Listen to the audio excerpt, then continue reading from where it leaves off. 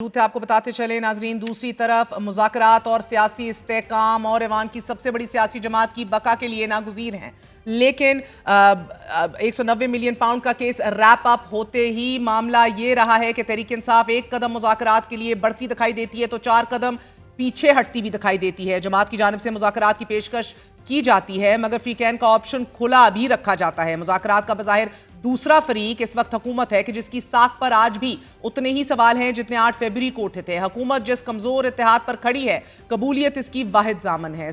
حکومت کے پاس مذاکرات کی میز پر کچھ آفر کرنے کے لیے محدود آپشنز ہیں۔ دونوں فریقین کا تذبذب بجا ہے۔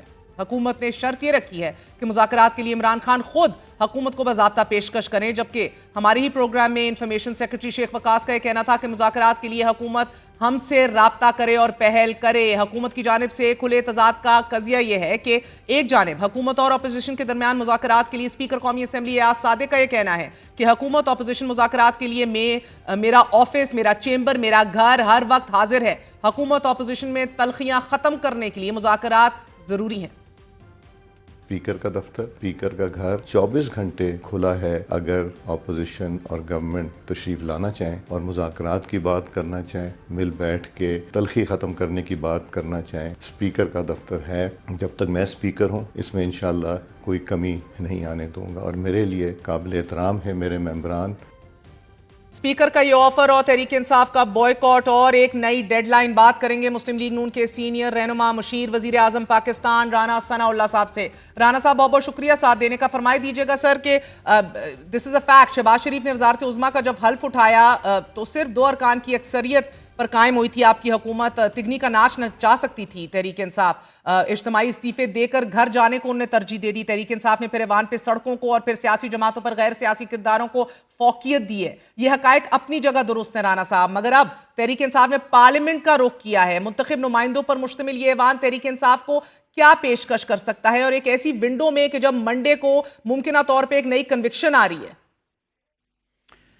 دیکھیں، اس میں جو محاذ رائی کی سیاست ہے اور یعنی ایک دوسرے کو پچھاڑنے کی سیاست ہے، اس کا آغاز آپ کے علم میں ہے کہ پہلے تو in between P M L N اور پیپلز پارٹی کو 10-15 سال رہا، اور بالآخر وہ جب اس کو سمجھے کہ یہ معاملہ جو ہے نہ ملک کے لیے بہتر ہے، نہ ان کی جماعت کے لیے بہتر ہے، نہ قوم کے لیے بہتر ہے، تو انہوں نے چارٹر آف ڈیموکریسی کیا، اور اس کے بعد پھر حالات جو تھے وہ پھر پہلے جیسے نہیں رہے، اور بہت ساری چیزوں میں ایک دوسرے کو سپیس دی گئی اور معاملات بہتری سے آگے بڑھ رہے تھے۔ اس کے بعد پارلیمنٹ نے اپنی مدت بھی جو ہے وہ 2 مرتبہ پوری کی، لیکن اس کے بعد پھر خان صاحب جو آئے ہیں تو انہوں نے 2014 سے لے کے آج 2024 ہے، انہوں نے کسی معاملے میں بھی جو ہے وہ بیٹھ کے بات کرنے، افہام و تفہیم سے کسی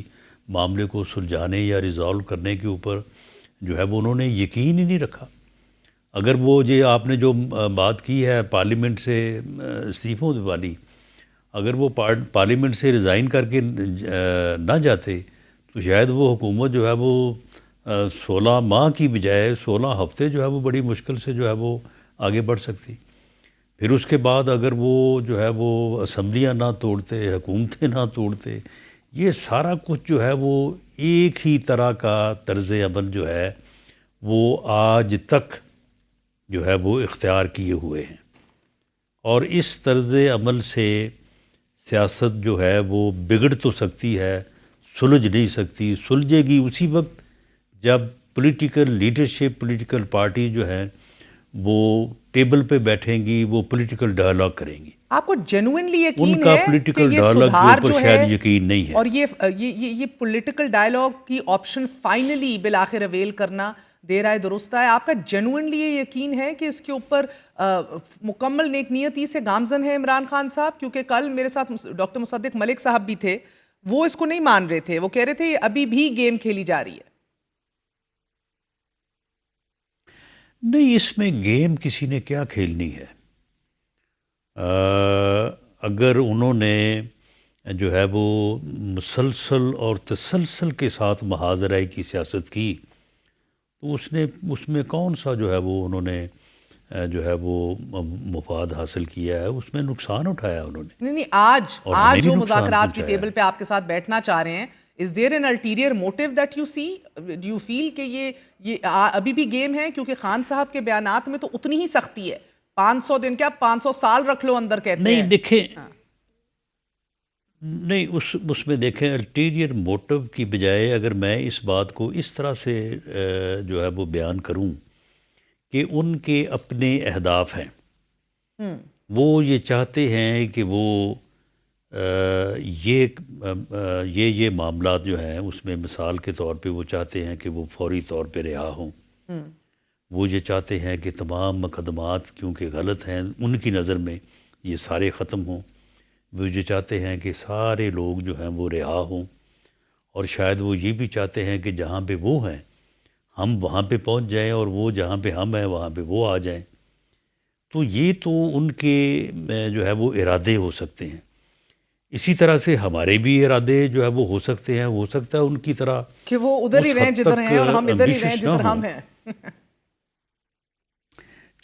چلیں الٹیمیٹلی اگر ہمارا ارادہ یہ بھی ہو تو معاملہ یہ ہے کہ دونوں طرف جب تک ایک دوسرے کو سپیس نہیں دی جائے گی اور اکاموڈیٹ نہیں کیا جائے گا، اس وقت تک مذاکرات تو ہو سکیں گے، مذاکرات ہوں گے، لیکن ان کی کامیابی جو ہے وہ نہیں ہو سکے گی۔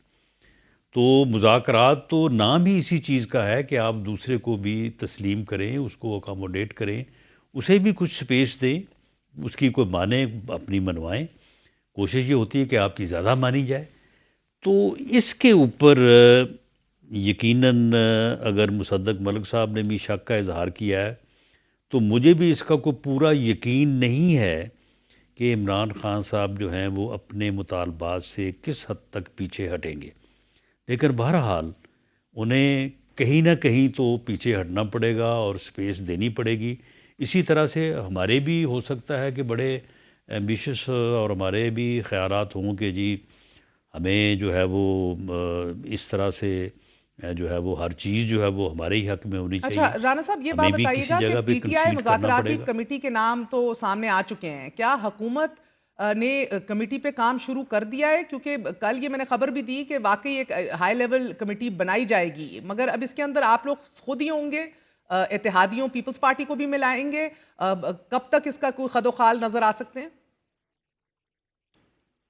جی آج اس سلسلے میں سردار ایاز صادق صاحب کے ساتھ ہماری 2-3 دوستوں کی جو ہے وہ میٹنگ ہوئی ہے، تو ہماری رائے یہی ہے کہ اس میں الائیڈ پارٹی جو ہیں ان کے لوگوں کو بھی شامل کرنا چاہیے، ہمارے لوگ بھی شامل ہوں، اور اس سلسلے میں جیسے ہی وزیر اعظم واپس تشریف لاتے ہیں تو اس سلسلے میں اسپیکر صاحب جو اب ان سے ملیں گے، اور ہوپ فلی اس کے اوپر مثبت جو ہے وہ جواب ہماری طرف سے ہوگا۔